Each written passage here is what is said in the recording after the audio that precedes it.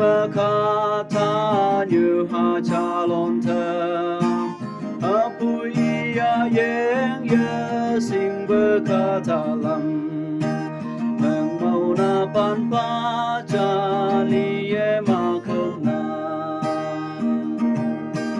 kawang ya ha tui sao thế mà nông cha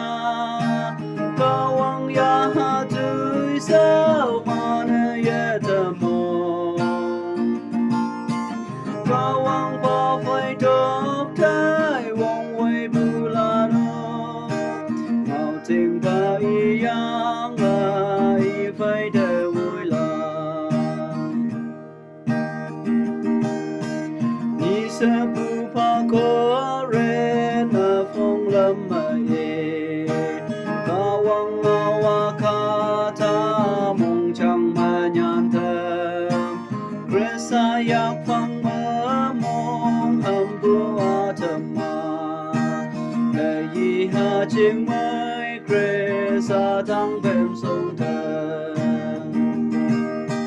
kawang ya ha tui sao tên em nông cha kawang ya ha tui sao mà ne ye thầm mong kawang ba phải thắc thái vong quay bu la no màu tình phải yang ai phải để vui lòng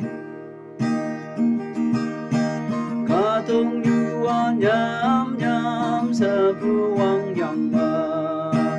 thơm màu ba cha li ye chỉ như ngô an thơ xếp si ching mai phải bu Gresa bay yang ya sa ya li wang ai e yong ya ben kawang ya ha tui sao tên em nông cha kawang ya ha tui sao mà ne ye tâm mô kawang bỏ phải cho